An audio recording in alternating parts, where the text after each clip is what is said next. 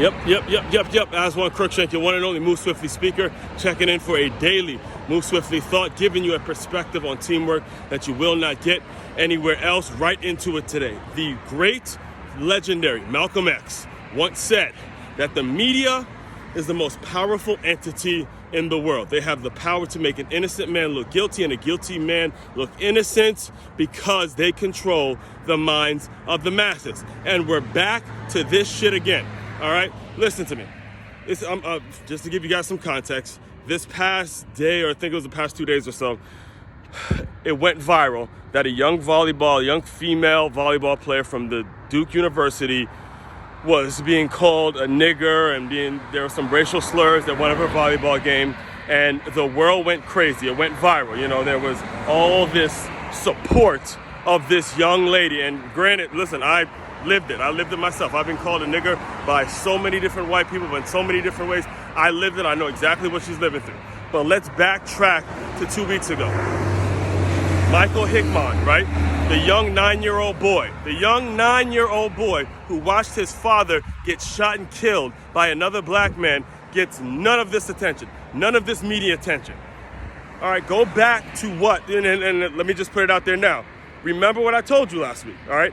It's either you're a victim or the leader. Understand that the world loves, and what the world responds to, what's gonna get people's attention is when we as black people are a victim of some sort. If you go and read the story, do your research, I believe her name is Rebecca, all you gotta do is type in Duke volleyball player in Google and you're gonna get all sorts of media coverage. I mean, there was Good Morning America, there was CNN, there was First Take, Stephen A. Smith, LeBron tweeted about. The whole world has gone crazy in support of this young lady, which granted, not saying anything's wrong with that, but where was the support when the young black boy who watched his father get killed by another black man?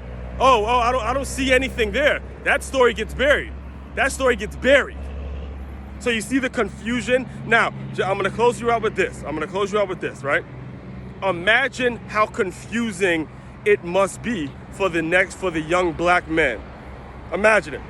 So on one end, I watched my father get killed by a black man, yet a white guy starts screaming some racial slurs that I've probably heard in my own life, and that gets media attention. You see how confusing that is? Do you want to know why we're so upset? Do you want to know why every time you meet a black man, there's this thing that we share in terms of you just never know what you're going to get with us, and that keeps a lot of people on. So then again, listen.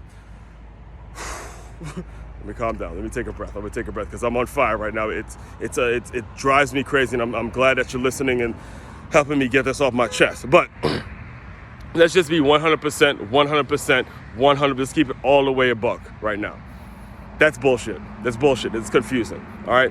And this is more so for my young black men coming up. All right. Don't let that be an excuse.